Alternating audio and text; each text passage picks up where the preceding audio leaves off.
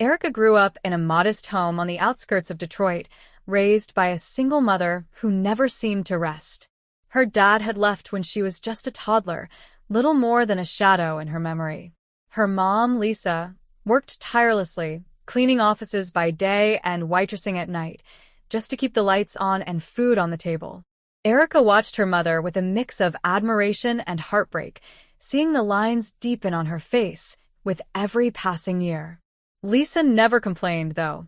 She'd come home late at night, her uniform smelling faintly of grease and cleaning supplies, and still find time to quiz Erica on her homework or patch up her favorite jeans. "You're going to do big things, kiddo," she'd say, brushing Erica's hair back with a tired smile. "Bigger than I ever could."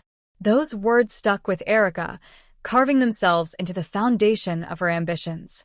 Despite their struggles, Lisa managed to keep Erica in decent schools, even if it meant picking up extra shifts. Erica didn't take that for granted. She studied hard, determined to make her mom's sacrifices count. In high school, she'd spend hours in the library after classes, her nose buried in books about finance and management. She didn't want to just get by in life. She wanted to thrive. By the time she graduated, her hard work had paid off. She earned a full grant to study business management at Michigan State University. College was a whirlwind. While many of her peers partied late into the night, Erica kept her head down, juggling coursework and internships. She couldn't afford to slack off, not when so much was riding on her shoulders. She kept a picture of her mom in her dorm, a constant reminder of why she was doing this. That image of Lisa in her faded work uniform with a smile that belied her exhaustion was enough to keep Erica going on even the hardest days. After graduation, she packed her belongings into 2 suitcases and moved to Chicago, chasing the promise of opportunities in the big city. Reality hit hard when she arrived. Her apartment was barely bigger than a walk-in closet, the walls thin enough that she could hear her neighbors' late-night arguments word for word. Dinner was often little more than instant noodles, and there were nights when she questioned if she'd made the right choice. But Erica wasn't one to back down. She landed an entry-level job at a corporate firm downtown, starting as an administrative assistant. The pay was barely enough to scrape by, but she poured herself into the work. She stayed late, volunteered for extra projects, and soaked up every bit of knowledge she could. Her boss, a no-nonsense woman named Karen, noticed Erica's drive and started giving her more responsibilities. "You remind me of myself at your age," Karen said one evening, handing Erica a stack of files. "Keep this up, and you'll go far." The first big break came 2 years in when Erica was promoted to project coordinator. From there, her rise was meteoric. By the time she was 28, she had climbed the corporate ladder to become the head of her department, overseeing a team of 20. Her leadership style was a breath of fresh air, firm but fair, and always rooted in respect. Erica believed in empowering her team, often saying during trainings, "If you treat this job like it's yours, one day it will be." Her department thrived under her leadership, exceeding targets and earning accolades from the higher-ups. But for Erica, the real reward was the trust and loyalty of her team. On her first day as department head, they surprised her with a small celebration in the office. There was cake, cheap champagne, and a handmade card signed by everyone. It wasn't fancy, but it meant the world to her. It reminded her of how far she'd come from those nights in her cramped apartment, eating ramen and wondering if she'd made the right choices. Through it all, Erica never forgot her roots. She still called her mom every Sunday, updating her on work and life in the city. Lisa would listen with pride, always ending the call with the same words, "I told you, kiddo, you're going to do big things." And for the first time in her life, Erica started to believe it, too. The bar buzzed with laughter and clinking glasses as Erica's team gathered to celebrate her promotion. It was a small, cozy place in downtown Chicago, the kind of spot where you could kick back without worrying about appearances. Marco, her colleague and longtime friend, raised his glass high. "Here's to Erica, the boss lady," he declared, his voice booming over the crowd. The team roared in agreement, glasses clinking as Erica tried to fight off the heat rising to her cheeks. "Thanks, guys. Couldn't have done it without you," she shouted over the noise, raising her glass in return. The camaraderie was palpable, a testament to the years of mutual respect and hard work they'd shared. It was in the middle of this whirlwind of cheers and laughter that Erica noticed him, leaning casually against the bar with a drink in hand. He caught her gaze, and a sly grin tugged at his lips. Before she could look away, he strolled over, moving with the kind of confidence that turned heads. "Couldn't help but notice the celebration," he said, his voice smooth but approachable. "What's the occasion?" "Just a little career milestone," Erica replied, trying to keep her tone light. "I'm the new head of my department." "That's impressive," he said, his eyes lighting up with genuine interest. "Must be a tough gig." "I'm Jake, by the way." "Erica," she said, shaking his hand. "And yeah, it's tough, but I've worked hard for it." They talked for what felt like hours, the noise of the bar fading into the background. Jake was a financier, sharp with numbers, and just as ambitious as Erica. Their conversation flowed effortlessly, bouncing between career goals, city life, and lighthearted jokes. By the end of the night, Jake had charmed not just Erica but half her team, who teasingly insisted he stick around for the next round. Over the next few weeks, Erica and Jake started seeing each other more often. Casual coffee dates turned into long dinners, and before long, Erica found herself spending most weekends at Jake's place. His apartment was a stark contrast to her own, a sprawling space with high ceilings, floor-to-ceiling windows, and a view of the Chicago skyline that looked like something out of a movie. Despite its luxury, there was a warmth to it, a sense of comfort that Erica hadn't expected. Jake, for all his charm and success, had a down-to-earth quality that Erica found refreshing. He was quick to make her laugh, but he also listened intently when she spoke about her challenges at work or her memories of growing up. "You're incredible, you know that," he'd say, pulling her close as they watched the city lights from his balcony. "You've built everything for yourself." That's rare. 6 months into their relationship, on a crisp autumn evening, Jake invited Erica over for dinner. She didn't think much of it. He often cooked for her, surprising her with elaborate dishes he claimed were no big deal. But there was something different about him that night. He seemed distracted, his usual easy confidence replaced with a nervous energy.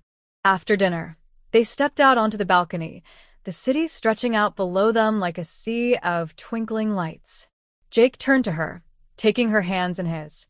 His palms were clammy, a stark contrast to his usual composure. "Erica," he began, his voice steady despite the tremor in his hands. "These past months with you have been the best of my life.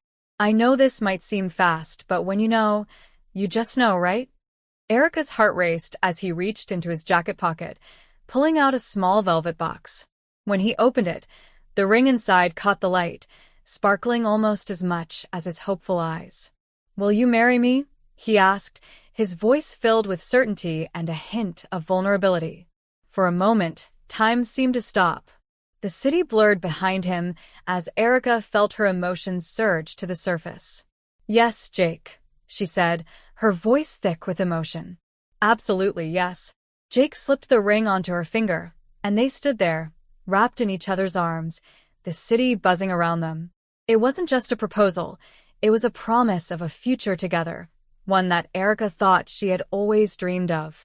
The Hargrove mansion stood like a fortress of wealth and prestige, its ivy-covered brick facade stretching high into the sky. Erica felt her chest tighten as Jake turned into the long, winding driveway lined with perfectly trimmed hedges and old oak trees. The house itself looked like something out of a period drama, a grand estate with tall, arched windows, gargoyles perched on its edges, and an ornate fountain in the front courtyard that seemed to gurgle with judgment. Jake squeezed her hand as he parked the car. "You'll be fine," he said, his tone light but his eyes betraying his own nervousness. Erica forced a smile and nodded, though her stomach churned. She'd met plenty of people through work, executives, investors, even a couple of big-shot CEOs, but nothing had ever felt quite as intimidating as this. The front door swung open, and there stood Mr. and Mrs. Hargrove. Charles Hargrove, tall and sharply dressed, had the kind of posture that suggested he believed the world owed him something. His wife, Eleanor, was a vision of polished perfection, her elegant dress and pearl necklace gleaming under the warm glow of the chandelier behind her. Erica couldn't help but notice the slight downturn of Eleanor's lips as she took in Erica's simple outfit. "Erica," Charles said smoothly, extending a hand that felt more like a formality than a welcome. "Lovely to meet you. I'm Charles, and this is my wife, Eleanor." "Nice to meet you both," Erica managed, shaking his hand and then Eleanor's, whose grip was cool and brief. She followed them inside, the sheer opulence of the foyer making her feel smaller with every step. The chandelier overhead sparkled like a constellation, and the walls were adorned with oil portraits of stern-looking ancestors, each plaque bearing titles like Sir and Lady. Dinner was a formal affair, complete with multiple courses and a dazzling array of silverware that Erica could barely keep track of. Jake had whispered a quick primer in the car, but it was all a blur now. She reached for what she hoped was the right fork, only to freeze as Eleanor's eyes darted to her hand, a subtle smirk tugging at her lips. "Perhaps things are done differently where you come from, dear," Eleanor said, her voice smooth but dripping with condescension. Erica felt the blood rush to her cheeks. "Sorry, still getting the hang of all this," she murmured, glancing at Jake, who looked like he was about to say something but decided against it. Charles gestured to a large portrait hanging on the wall across the dining room, a bearded man in a tailored suit. "That's Sir Reginald Hargrove," he said proudly. "Our direct ancestor. He came from England in the 1800s and established the Hargrove legacy here. A true visionary." "Impressive," Erica replied, trying to sound enthusiastic even as her stomach twisted. The entire evening felt like an unspoken exam, and she was failing. As the meal wore on, the conversation turned to Erica's family. Eleanor leaned forward, her eyes sharp and probing. "Erica, dear, tell us more about your upbringing. Your family must be quite different from ours." Erica hesitated, feeling Jake's tense gaze on her. "Well, it was mostly just me and my mom. My dad left when I was little, and my mom worked hard to raise me on her own. She's a nurse." The silence that followed was deafening. Eleanor's smile tightened, her perfectly manicured hands folding neatly in her lap. "How admirable," she said finally, though her tone suggested anything but admiration. After dinner, the Hargroves ushered Erica into the living room, where Charles stood beside a sprawling family tree displayed in a gilded frame. "It's important to know where you come from," he said, gesturing to the chart. "Our lineage is a cornerstone of who we are." Eleanor chimed in, her voice brisk. "Erica, if you're to join this family, there are certain expectations. You'll need to familiarize yourself with our history, traditions, and etiquette. We can arrange for lessons." Erica glanced at Jake, hoping for support, but he simply gave her an apologetic smile. "It's not as bad as it sounds," he said softly. Feeling cornered, Erica nodded. "Of course," she said, her voice steady even as a part of her felt like it was breaking. "I'll do whatever it takes." Eleanor's expression softened, but only slightly. "Good," she said, her tone carrying a finality that left no room for argument. "We'll begin immediately." As the Hargroves continued discussing the details of her training, Erica felt a sinking weight in her chest. She had agreed to their demands, yes, but at what cost? As she sat there, surrounded by luxury and judgment, she couldn't help but wonder if she was slowly losing herself in the process. The weeks leading up to the wedding were a blur of obligations, deadlines, and constant scrutiny. Erica's days began before sunrise, her alarm cutting through the early morning silence like a cruel reminder of everything she had to juggle. Between her demanding job, etiquette classes, and wedding planning, there wasn't a moment to breathe. The etiquette instructor, a meticulous older woman named Mrs. Davenport, seemed determined to shape Erica into the perfect Hargrove wife. "Elbows off the table, Erica," Mrs. Davenport reminded during one of their sessions. "And remember, the soup spoon moves away from you when you scoop." Erica mimicked the motion, her mind elsewhere, thinking about the pile of work waiting for her back at the office and the never-ending guest list revisions for the wedding. "You're doing fine," Mrs. Davenport reassured, her voice softening. "These things take time." Erica forced a smile, nodding politely, though exhaustion weighed heavily on her. Each day felt like a marathon with no finish line, leaving her questioning whether she was running towards something or simply running in circles. Late one evening, after another grueling session, her phone buzzed. She stepped out into the crisp night air to take the call. "Hi, Mom," she greeted, her voice more drained than she intended. "Erica, darling, how are you holding up?" Lisa's warm, familiar voice was tinged with concern. "I'm fine," Erica lied, leaning against the cold brick wall of the building. "Just busy. There's a lot going on." There was a pause on the other end, the kind that only a mother could fill with silent understanding.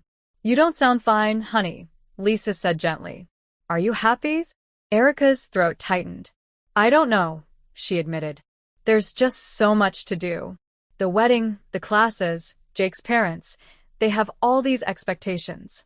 I feel like I can't let anyone down." "Sweetheart," Lisa said, her voice firm yet tender, "it's your life, not theirs. Don't lose yourself trying to meet their standards. If this isn't what you want, you need to say so. You've worked too hard to let anyone make you feel less than you are." Erica's eyes welled up, and she blinked quickly, glancing at the city lights in the distance. "Thanks, Mom," she whispered. "I'll figure it out." But as she hung up, the weight of her reality pressed down even harder. She wanted to believe her mom's words, but the thought of disappointing Jake and his parents felt unbearable. The wedding day arrived with all the grandeur the Hargroves demanded. The venue was a sprawling estate, adorned with white roses, crystal chandeliers, and more staff than Erica had ever seen at one event. She should have felt like a queen in her flowing white dress, but instead, she felt like an outsider in a spectacle that wasn't her own. As guests mingled, Erica found herself pulled aside by Eleanor, who wore a designer dress and a smile that was anything but warm. "Erica, dear, our guests are waiting for drinks. Would you be a darling and see that they're served?" Erica blinked, stunned. "I thought the staff." "No buts," Eleanor interrupted, her tone sharp. "Show some initiative. After all, this is your wedding too."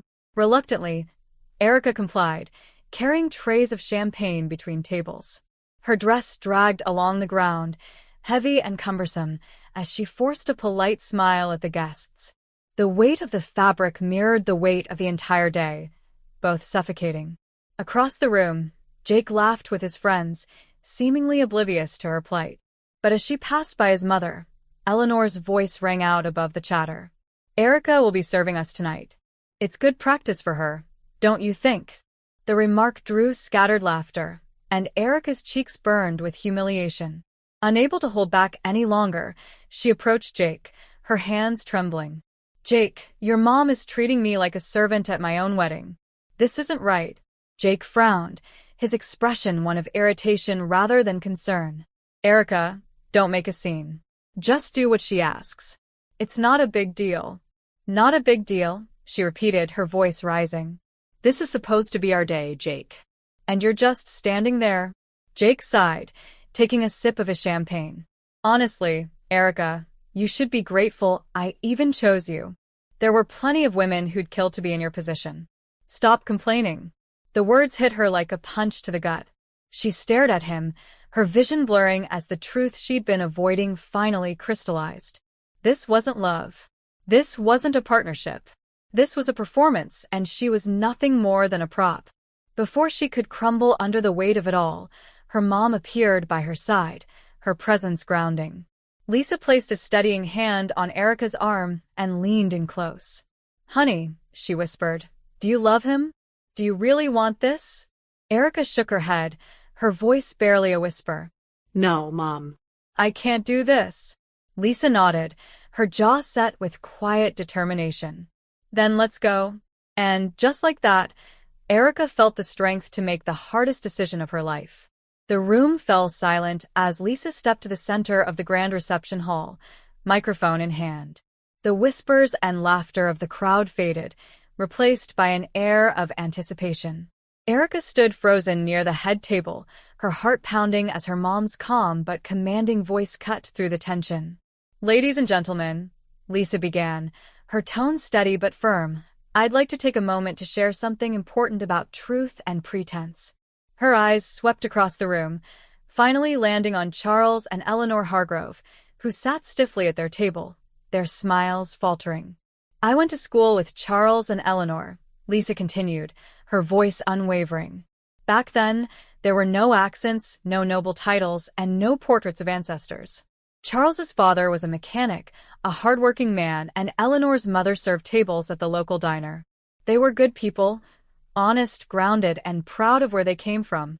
The lineage you see here today, the portraits, the titles, the so-called English nobility, all of it is fabricated.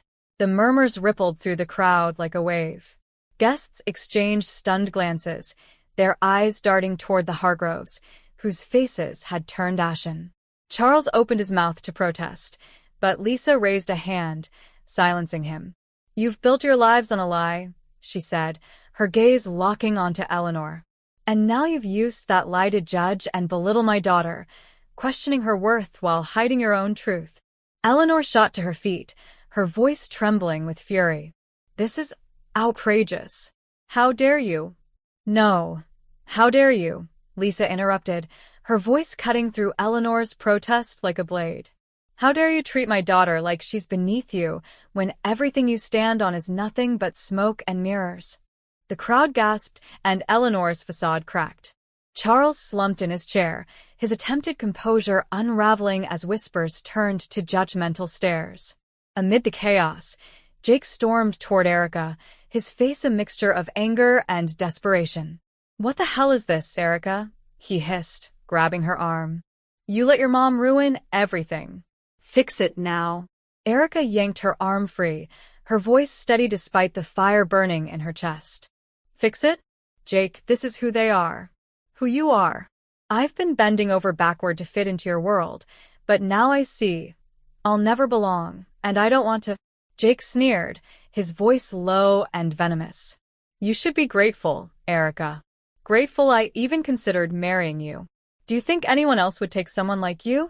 A girl with no pedigree, no legacy? You'll never do better than me." The words hit her, but instead of crumbling, Erica felt a surge of clarity. She straightened her shoulders, meeting Jake's glare with unwavering resolve. "You're right, Jake. I can do better. And I will." Turning to her mom, Erica found comfort in Lisa's proud, unwavering gaze. Together, they walked toward the exit, past the whispers and stares, leaving the Hargroves and their crumbling facade behind. As Erica stepped into the crisp night air, she felt lighter than she had in months. She had walked away from the life she thought she wanted, reclaiming something far more valuable, her dignity, her freedom, and the chance to build a future on her own terms. In the weeks that followed the wedding debacle, the Hargroves' carefully constructed world crumbled like a house of cards. Word of their fabricated lineage spread quickly through their social circles, the story of their deception becoming the talk of the town. Invitations to high society events dried up, business associates distanced themselves, and their once pristine reputation was tarnished beyond repair. Forced to sell their sprawling estate, the Hargroves retreated to a quieter life, far removed from the grandeur they'd pretended to inherit. Jake, however, struggled to adapt. Without the shield of his family's prestige, his arrogance rang hollow. Rumors reached Erica that he was spending his nights at bars, drowning his frustrations in whiskey and regret. She didn't bother to confirm them. His path was no longer hers to follow, and she had no desire to look back. Instead, Erica focused on rebuilding her life. Returning to work felt like stepping into a sanctuary. Her colleagues, who had caught wind of the wedding drama, welcomed her back with open arms. Marco was the first to greet her, a grin on his face and a cup of coffee in hand. "You dodged a bullet, Erica. Or maybe a missile," he joked, handing her the steaming cup. "Feels like it," Erica replied with a chuckle. "Thanks, Marco." Jenny, her co-worker from across the office, chimed in. "You've got guts, girl. Walking away like that? Not many people would have had the strength." Erica smiled, warmed by their support. For the first time in months, she felt seen and valued, not for who she might marry, but for who she truly was. The office became a place of solace, a reminder of the life she had built on her own terms. It was during this time of healing that Erica met Brian. They were introduced at a small gathering of mutual friends. Nothing fancy, just a backyard barbecue on a warm summer afternoon. Brian was easygoing, with a quick smile and a genuine warmth that immediately put Erica at ease. "You must be Erica," he said, extending a hand. "I've heard a lot about you, all good things, I promise." "Thanks," Erica replied, shaking his hand. "And you are—" "Brian, resident grill master and occasional beer connoisseur," he said with a laugh. His humor was infectious, and the two of them fell into an easy conversation that lasted long after the sun had set. As their relationship blossomed, Erica found herself drawn to the simplicity of Brian's world. The first time she met his family, she was greeted with warm hugs and genuine smiles. "We're just glad Brian found someone who makes him so happy," his mom said, pulling Erica into a tight embrace. The warmth in their home was a stark contrast to the cold, judgmental air of the Hargrove mansion. With Brian, there were no pretenses, no expectations to live up to some impossible standard. They laughed over takeout, talked late into the night, and built a connection that felt natural and real. Erica didn't feel like she had to prove herself. She could simply be. Meanwhile, at work, Erica continued to thrive. Her dedication and leadership hadn't gone unnoticed, and one afternoon, her boss called her into his office. "Erica, we've all been impressed with how you've handled yourself these past few months," he said, sliding a folder across the desk. "It's time for you to take the next step. Congratulations, you're being promoted to Director of Operations." The news filled Erica with pride. It wasn't just the title or the paycheck. It was the recognition of her hard work and resilience.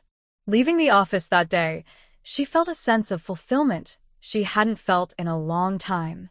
Reflecting on her journey, Erica realized how far she had come. She had walked away from a life that didn't align with her values, faced the fallout with grace, and built a life where she was respected and loved for who she truly was.